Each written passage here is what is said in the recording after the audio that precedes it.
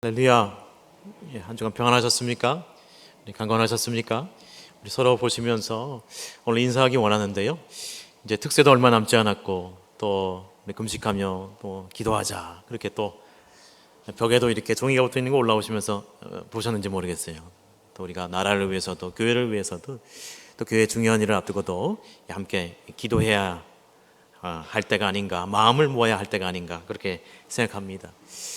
이번 이 특세의 주제는 은혜로 잡았습니다. 그래서 하나님의 은혜를 갈망하는데 은혜로 일어나라 이렇게 잡았어요. 그래서 여러분 은혜를 마음에 늘 생각하시고 갈망하시고, 제가 은혜로 하면 여러분 일어나라 한번 하시겠습니다. 자, 해보겠습니다. 자, 은혜로. 야, 거꾸로 해보겠습니다. 일어나라. IQ 150. IQ는 아니고 SQ라고 하더라고요. 영성 지수 160. 대단하십니다. 은혜를 갈망하는 자에게 하나님께서 은혜를 주시고, 또 가정의 은혜를 주시고, 일터의 은혜를 주시고, 또 영적인 성장을 일으켜 주시고, 주님과의 친밀한 관계로 우리를 이끌어 주실 줄로 믿습니다. 오늘은 위기 해법이라는 그런 제목을 가지고 하나님의 말씀을 증거하도록 하겠습니다. 오늘 본문은 이스라엘 왕국의 분열에 관한 그런 역사입니다. 가슴 아픈 역사이죠. 솔로몬은 이스라엘을 그 역사상 가장 번성케 한 그런 선왕 중에 하나입니다. 그런데 지나치게 화려한 생활을 한 그런 오점을 또한 남겨서 가지고 있습니다.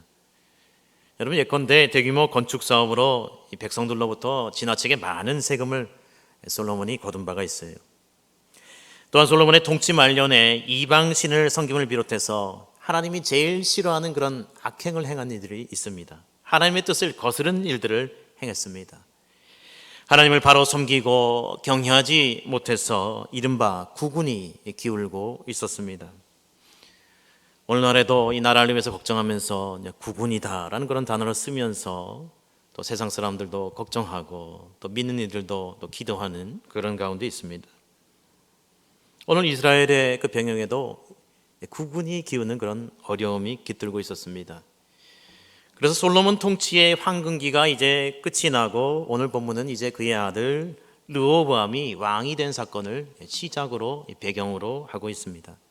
오늘 1절의 말씀입니다. 르호보암이 세겜으로 갔으니 이는 온 이스라엘이 그를 왕으로 삼고자 하여 세겜에 이르렀음이더라라고 말씀을 하고 있습니다. 그런데 북부 지역에 있던, 북부 지방에 있던 이 여로보암과 이스라엘의 무리들이 르호보암에게 찾아와서 이렇게 말합니다.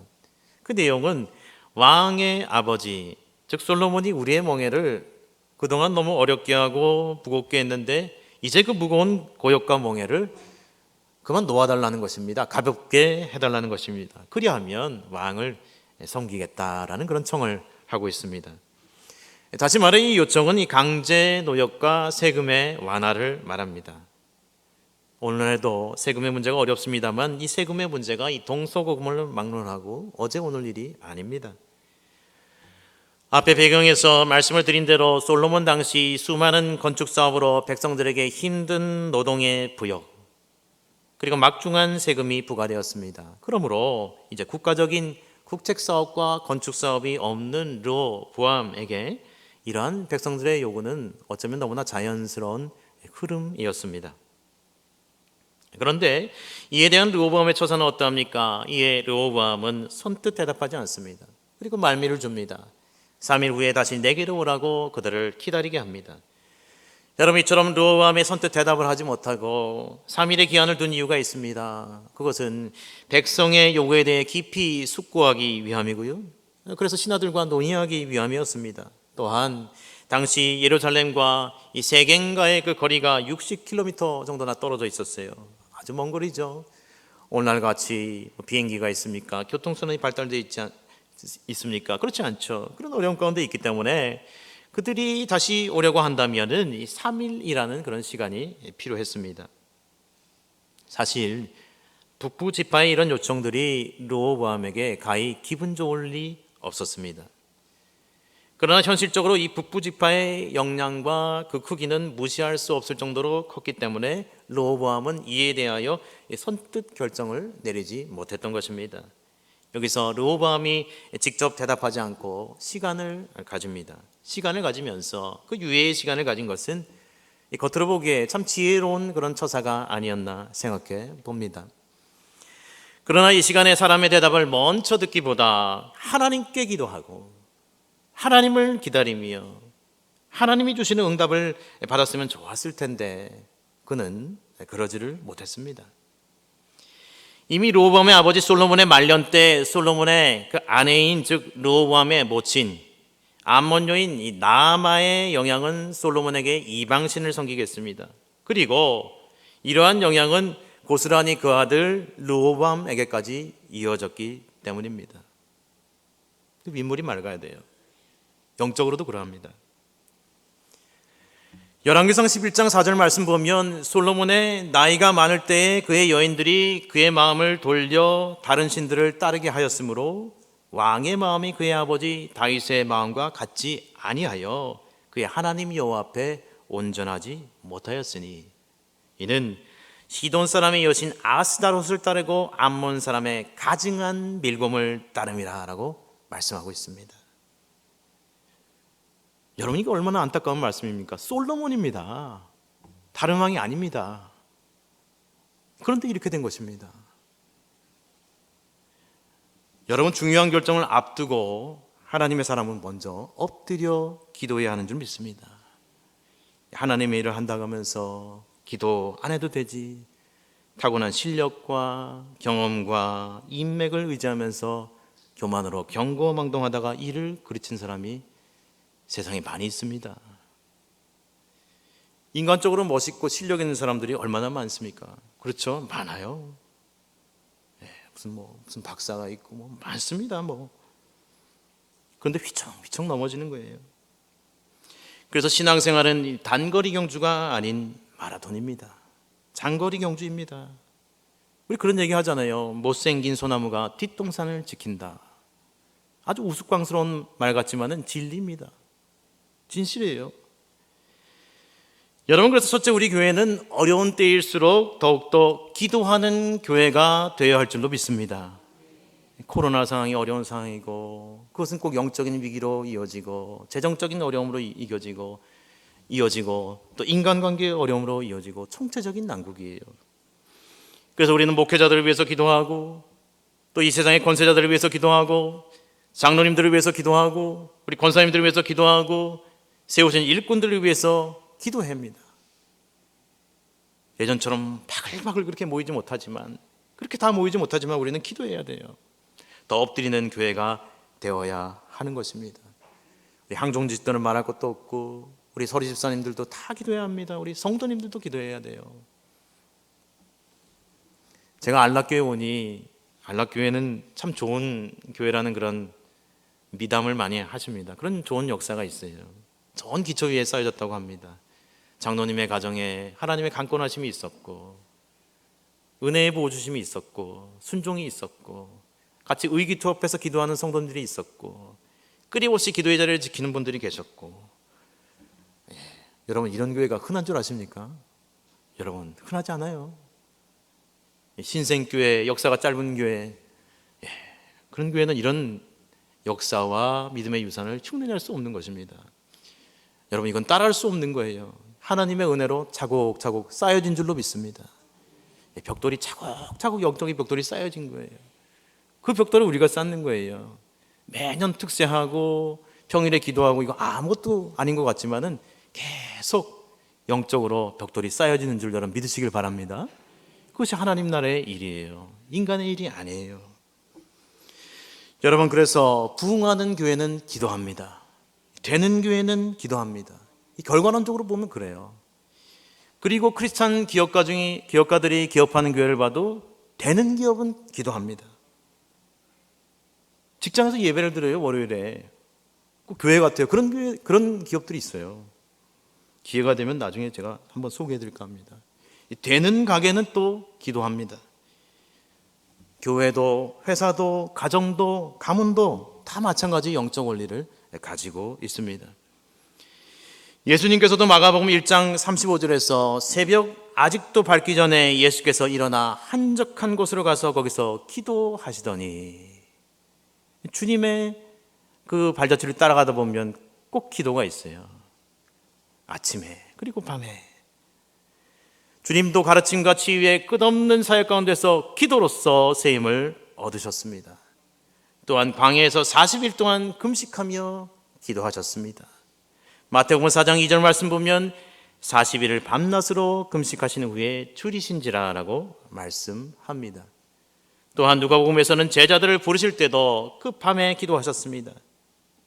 또한 마태복음 9장 35절 말씀 보니 예수님께서 하나님 나라의 임함을 위해서 가르치시고요, 또 치유하시고요, 복음을 전파하셨습니다. 예수께서 모든 도시와 마을에 두루 다니사 그들의 회당에서 가르치시며 전국 복음을 전파하시며 모든 병과 모든 약한 것을 고치시니라. 할렐루야. 그래서 어떤 이들은 이것이 주님의 3대 사역이다, 그 사역에 집중하셨다, 그리고 그 바탕에는 기도가 있었다 말씀합니다.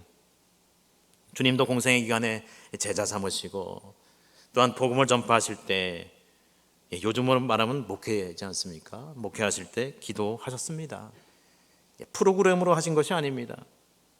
여러분, 오늘과 같은 코로나의 그런 영적인 위기 가운데, 위기의 시대에 우리는 더욱더 주님과 같이 영적인 정공수를 요구합니다. 정법을 요구합니다. 왜냐하면 기본이 무너져 내렸기 때문입니다. 여러분, 누구에게 할 거 없잖아요. 우리 얘기잖아요. 그렇죠? 내 자신을 보세요. 꼭 느슨해지지 않았습니까? 하나님이 아시는 거예요. 다른 사람 볼 것 없어요. 여러분, 기본대로 하지 않으니까 여러분, 요즘 아파트도 무너져 내립니다. 안타까운 일입니다. 예수님은 기도를 통해서 전도의 사명을 잊지 않으셨고 악한 영을 내어 쫓으셨습니다. 병을 고치셨습니다. 제자들과 사도를 세우실 때 기도를 세우셨고, 기도를 통해서 정치적인 왕이 되려고 하는 그런 유혹 또한 이겨내셨습니다. 그리고 십자가를 지셨습니다. 그리고 기도를 통해서 하나님의 나라를 이 땅에 오게 하는 그 사역을 이루셨습니다. 할렐루야. 여러분, 그래서 우리 알락교회 사명선언서도 제가 기도하면서 이렇게 만들었지만 주님이 주신 것이죠. 하나님 나라의 비전, 예수 그리스도의 비전을 인하여 세워졌습니다. 그러므로 우리 교회는 예수님의 그 사역에 동참하고 있는 것입니다. 그 주님의 뒤를 바짝 따라가고 있는 거예요. 그래서 주님이 그러하셨듯이 우리에게 기도가 필요한 것입니다. 엎드림이 필요한 것입니다. 마가복음 11장 17절에서는 예수님께서 교회를 매매하는 자들을 내쫓으시면서 이렇게 말씀하신 바가 있습니다. 이에 가르쳐 이르시되 기록된 바 내 집은 만민이 기도하는 집이라 칭함을 받으리라고 하지 아니하였느냐. 너희는 강도의 소굴을 만들었도다 하시매라고 말씀합니다. 여러분, 교회는 장사하는 곳이 아니죠. 매매하는 곳이 아니죠. 친목단체도 아닙니다. 그러면 교회는 어떠한 곳입니까? 예배하는 곳, 기도하는 것, 기도의 집, House of Prayer. 성경은 만민이 기도하는 집이다라고 말씀하고 있습니다. 여러분, 신앙생활은 영적인 여정입니다. 더군다나 목회는 더욱더 그러합니다. 영적인 사역입니다. 이 영혼 구원의 사역은 그러므로 영적인 전쟁입니다.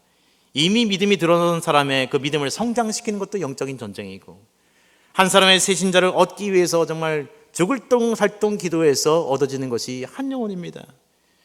오늘날의 이 코로나 상황에서 그런 전도 축제를 우리 교회도 지금 하고 있지 못합니다만, 지난날 제가 경험한 그런 교회들 봐도요, 죽을 똥살똥 기도해서, 금식으로 작정으로 기도해서, 밥 사주고 선물 주면서 겨우 작정해서 내일 꼭 오세요 했는데 그 주일날에 낮에 무슨 일이 생기는 거예요. 그래서 그 사람이 못 나오는 거예요. 그 후년에 또 작정합니다. 그 사람을 놓고요. 물론 하나님이 다르게 역사하지만 그렇게 한 사람 주님 전으로 초청하는 것이 어려운 거예요. 하나님의 자녀로 만드는 것이 어려운 거예요. 기도 없이 되는 일이 없는 거예요. 여러분, 사단이 제일 좋아하는 것은 무엇입니까? 기도 하나도 돼. 기도 하나는 교회. 기도 하나는 성도. 사단의 밥입니다. 단골 메뉴입니다. 얼마나 좋습니까? 사단이 요리하기가. 여러분, 사도행전 12장 5절 말씀 보면 헤롯이 베드로를 옥에 가둔 후 군사 넷씩 내패에 맡겨서 지키게 하는 그러한 장면이 나옵니다. 그런데 이와 같이 이 절망적인 상황에서 누가 나타납니까? 천사가 나타나서 베드로를 도와서 옥문을 활짝 열어 주었습니다. 이에 베드로는 옥에 갇혔고 교회는 그를 위하여 간절히 하나님께 기도하더라라고 성경은 말씀하고 있습니다. 여러분, 교회가 간절히 기도할 때 역사가 일어나는 것입니다. 여러분 믿으십니까? 기도할 때 역사가 일어나는 거예요. 한 번 해보고 그치지 마시고 또 해보세요. 그리고 또 해보세요. 그럼 역사가 일어납니다. 제가 청년 시절에 다니던 교회, 저 신앙의 요람은 충신교회입니다. 아시죠? 충신교회에서 예배하고 기도하고 또 담임 목사님, 원로 목사님, 또 부목사님들 통해서 은혜 받으면서 그렇게 자랐습니다. 그런데 그 옆에 지척에 몇 정거장 가면 유명한 온누리 교회라는 그런 교회가 있었어요. 90년대 초반에 그 교회에 서점을 만들었더라고요. 그때 아마 전국에 서점이 있는 교회가 있었겠습니까? 잘 모르겠습니다. 너무 좀 신기하고 그래서 이제 몇 정거장 일찍 내려서 가서 책도 보고 가끔 기도도 하고 운동 삼아 걸어오기도 하고 그랬습니다. 근데 어느 날 갔더니 수요일 날 그 교회 담임 목사님이셨던 고 하영조 목사님이 계신 것이 아니라 당시 일원동 삼성병원 앞에 있는 남서울 은혜교회를 개척하셔서 장애인 사역을 하고 계시던 이 홍정길 목사님, 미랄재단 이사장이시죠? 이 홍정길 목사님께서 오셔서 같은 동료이기 때문에 그 하 목사님의 그 병안을 놓고 같이 성도들을 독려하면서 중보기도를 하는 거예요. 그러면서 오늘 이 말씀을 본문을 가지고 베드로는 옥에 갇혔고 교회는 그를 위하여 간절히 하나님께 기도하더라. 성도들이여 기도합시다. 굵은 목소리로 이렇게 탁 얘기하시는데 마음에 그게 막 와닿는 거예요. 그래서 잠시 들려서 중보기도하는 자리였지만 뜨겁게 기도했는데 그 뒤로 목사님께서 회복되시고 그 뒤로 10년이 넘게 또 사역을 하셨어요. 매주 투석하시는 그런 어려운 가정이 있으셨지만 그 기도 이후에 또 사역을 하신 것을 보게 되었습니다. 이웃교회의 이야기지만 또렷이 기억이 납니다. 여러분 그렇습니다. 우리들도 그러합니다. 개인의 고난, 그리고 교회의 기도 제목, 그리고 나라를 위한 기도, 교회가 기도할 일이 산재했습니다. 그런데 코로나로 말미암은 그런 흐름과 그런 알지 못하는 그런 영적인 흐름으로 이런 기도의 흐름들이 끊겨졌어요. 이것은 안타까운 일이에요. 하나님이 살아계신데 기도하지 않습니다. 무릎 꿇지 않습니다. 모이지 않습니다. 여러분 그러나 성도의 승리의 비결은 엎드려 기도하는 데 있는 것을 기억해야 합니다.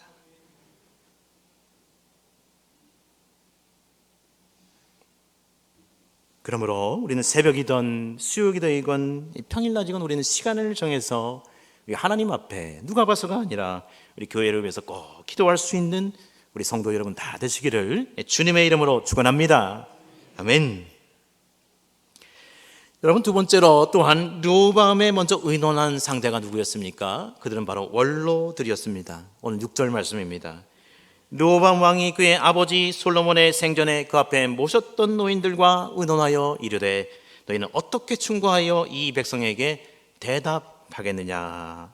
여러분 이 사람들은 르호보암의 아버지인 솔로몬 왕과 함께 국사를 논의했던 그 국가 행정을 논의했던 그런 역전의 용사들이었습니다. 솔로몬을 섬겼던 사람들이었습니다. 풍부한 인생 경험과 지혜가 녹아져 있는 그런 사람들이었습니다. 이들의 대답은 왕이 이 백성을 섬기는 자가 되라는 것입니다. 또한 이 좋은 말로 대답하여 이르라는 그 말이 본문에 나오지 않습니까? 이것은 그들의 처우를 개선해 주라는 것입니다. 복지를 개선해 주라는 거예요. 그들의 요구대로 세금과 부역을 낮추어 주라는 것입니다. 그러면 그들이 왕을 따를 것이라는 그러한 충언이었습니다.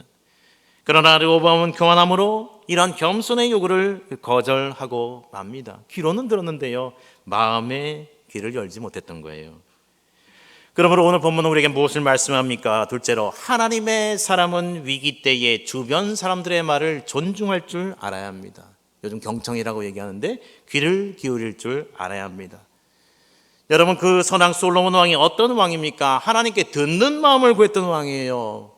열왕기상 3장 9절에 보니 누가 주의 이 많은 백성을 재판할 수 있사오리까 듣는 마음을 종에게 주사 주의 백성을 재판하여 선악을 분별하게 하옵소서. 솔로몬이 이것을 구하매 그 말씀이 주의 마음에 든지라라고 성경은 말씀하고 있습니다.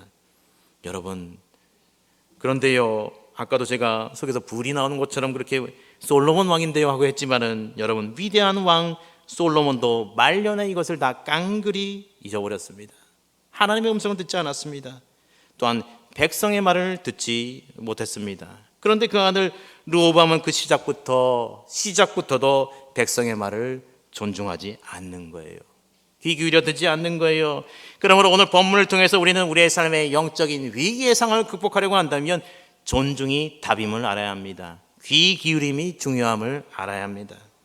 오늘 8절입니다. 왕이 노인들이 자문하는 것을 버리고 자기 앞에 모셔있는 자기와 함께 자라난 어린 사람들과 의논하여라고 말씀합니다. 여러분, 이 르호보암은요, 노인들의 자문을 버립니다. 이 나이에 많고 적음을 오늘 말하는 것은 아닙니다. 영적인 교훈을 여기서 얻을 수 있어야 합니다. 르호보암은 이들의 충정에서 나오는 진심 어린 교훈을 자신의 뜻과 맞지 않는다고 내어버립니다. 그리고 자기 앞에 있는 함께 자라는 어린 사람, 고관의 자제들, 자신과 관점과 성향이 같은 그런 신진 세력들에 듣기에 좋은 말, 그 비위를 맞춰주는 말을 듣고 그것에만 집중합니다. 여러분, 그런데 이것이 바로 르호보암의 어리석음이었습니다. 자기의 마음에 원하는 것만 하려고 하는 무지의 소치에 불과했습니다.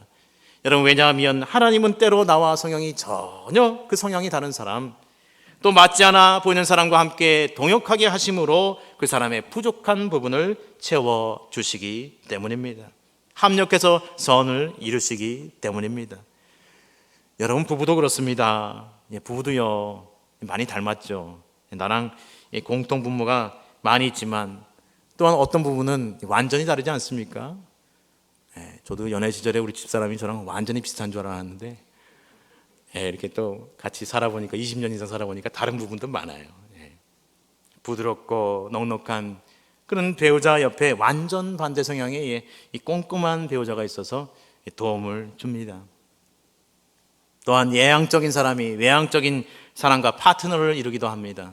이 가정만 그런 것이 아니라 우리 회사도 그렇고 교회도 그렇고 속한 그룹과 공동체에서 여러분하고 성격이 다르고 때로 부딪히고 맞지 않는 사람이 있습니까? 있으시죠? 분명히 있어요. 근데 실은 그 사람이 여러분에게 꼭 필요한 존재임을 여러분 아십니까? 여러분, 서로 간에 우리는 필요한 존재인 것입니다. 그 다른 사람들이요, 서로 맞추면요, 환상의 팀을 이룰 수가 있습니다. 여러분, 엄청난 보완 관계인 것입니다. 하나님이 일부러 그렇게 묶어주신 거예요. 그것을 헤아릴 수 있는 영적인 안목이 있어야 합니다. 여러분, 그래서 잠언 13장 20절은요, 지혜로운 자와 동행하면 지혜를 얻고 미련한 자와 사귀면 해를 받느니라 라고 말씀하고 있습니다. 여러분, 오늘 르호보암이 만난 노인, 즉 원로들은 백성을 섬기는 자가 되라는 그들의 경험에서 나오는 조언, 또한 이스라엘 왕으로서 왕이 백성을 섬기는 종이 되라고 강조했습니다. 그런데 르호보암은 그 충언을 저버렸습니다. 당시 르호보암은 왕으로서의 특권과 그리고 군림의식으로 가득 차 있었습니다. 그래서 섬김의 도에 대한 신하들의 의견이 귀에 들어오지 않았습니다. 그는 필요한 얘기가 아닌 자신이 원하는 이야기를 듣고 싶어 했기 때문입니다. 지혜로운 노인들은, 또한 나라를 걱정하는 이들은 르호보암이 사흘간의 시간을 가진 이 유예의 기간이 얼마나 국가적으로 큰 위기의 시간인 줄, 중차대한 시간인 줄 그는 알고 있었습니다. 그러기에 그들은 진심 어린 충언을 하였습니다. 그런데 르호보암은 이들의 의견에는 귀를 꼭 닫았습니다. 르호보암의 젊은 신하들은 이러한 위기에 대한 인식을 하지 못하고 르호보암의 귀에 그 듣기에 좋은 소리만을 했습니다. 이로 인해 왕국을 돌로 분열시키는 직접적인 원인과 단초를 제공하였습니다. 여러분, 르호보암이 만약 지혜로운 이들의 말에 경청하였다면 어쩌면 이스라엘의 미래는 분명 달라졌을 것입니다. 그 미래는, 그 결과는 알 수 없었습니다. 아무도 모르는 것입니다. 여러분, 그래서 영어 표현 중에 old is but good is라는 그런 표현이 있습니다. 오래된 것이 여전히 그 질이 좋고 또한 고전적이라는 것입니다. 귀하다는 것입니다. 예를 들어 이 팝송을 좋아하시는 분은 라디오를 한번 들어보세요. 그럼 그곳에 올디스 봇 구디스라고 하면서 이 비틀즈나 마이웨이를 부른 프랭크 시나트라나 뭐 이런 분들을 이야기하면서 고전입니다. 오래됐지만 좋은 것입니다. 변함이 없습니다. 또 고전 음악을 좋아하시는 분은 베토벤이나 모차르트 이 음악을 들으면서 오래됐지만 참 좋은 것임을 알 수 있습니다. 우리의 표현으로 본다면 구간이 명관입니다라는 이 표현 정도로 해석할 수가 있겠습니다. 여러분, 그래서 내 주변의 어른들의 이야기를 무조건 구식으로 구닥다리로 취급해서는 곤란합니다. 그만큼 경륜이 쌓여 있기 때문입니다.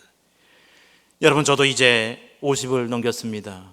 뭐 그 정도 가지고 아직 청춘인데 저는 제 나이에 맞게 살려고 하는 나름대로의 그런 생각을 가지고 있습니다.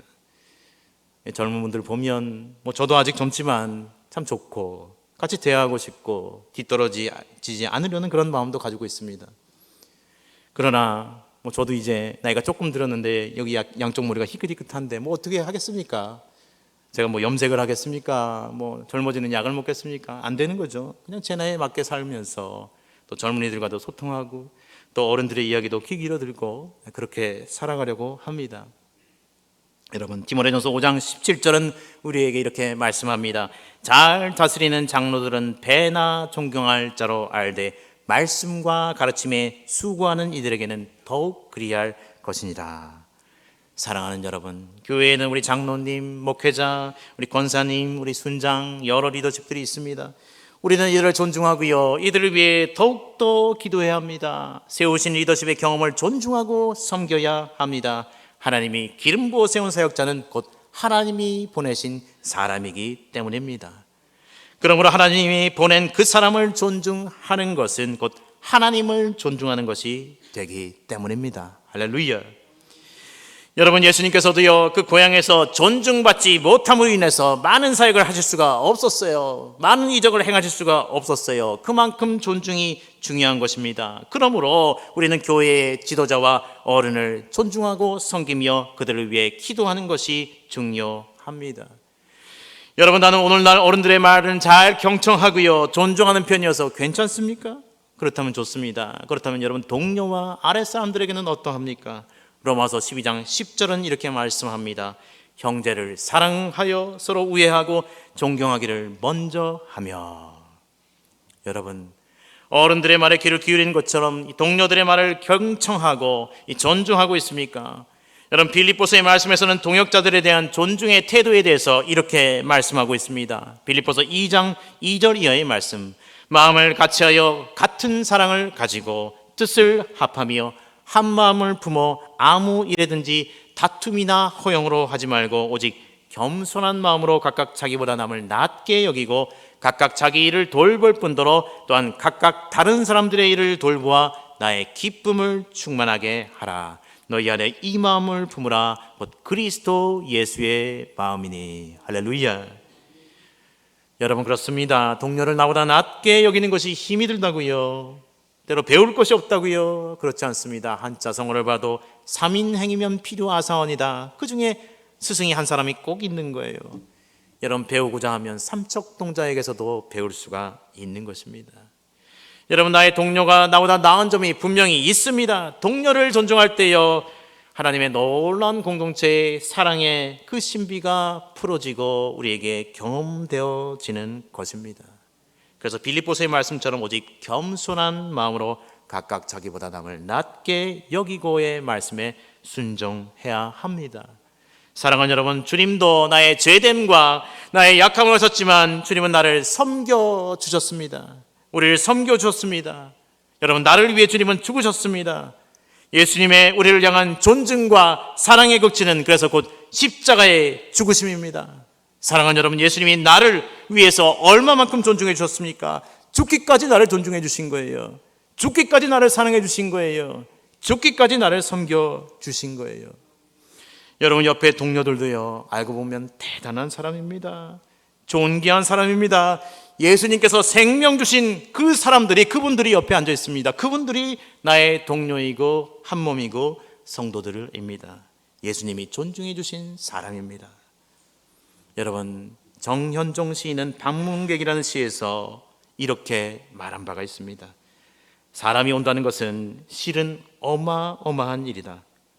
그는 그의 과거와 현재 그리고 그의 미래와 함께 오기 때문이다. 한 사람의 일생이 오기 때문이다. 부서지기 쉬운, 그래서 부서지기도 했을 마음이 오는 것이다. 그 갈피를 아마 바람은 더듬어 볼 수 있을 마음. 내 마음이 그런 바람을 흉내 낸다면 필경 환대가 될 것이다.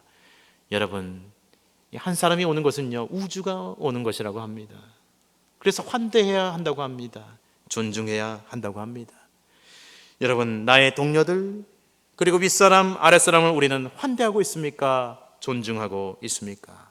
오늘 르호보암의 교훈을 통해서 우리는 존중의 태도가 그리스도인의 정신이요, 또한 예수 그리스도의 정신이요 태도이며 하나님의 자녀의 그 삶에 살아가는 방식이야함을 하나님께서 우리에게 말씀하여 주십니다. 그리고 예수님께서 우리를 존중하여 주셨습니다. 할렐루야.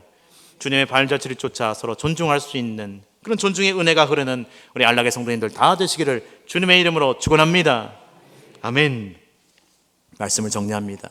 첫째, 어려울 때일수록 우리 교회는 더욱더 기도하는 교회가 되어야 합니다. 둘째로, 하나님의 사람은 위기 때에 사람을 존중하며 귀 기울일 줄 알아야 합니다. 이런 은혜가 가득한 우리 안락의 성도님들 다 되시기를 주님의 이름으로 축원합니다. 아멘.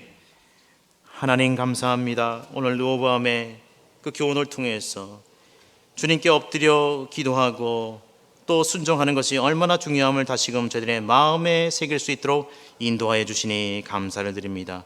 엎드려 기도하는 자에게 보여주시는 은혜를 받을 수 있도록 함께하여 주옵소서. 서로 존중하며 기도하며 하나님의 나라를 함께 이루게 하여 주옵소서. 감사드리며 예수님의 이름으로 기도하옵나이다. 아멘.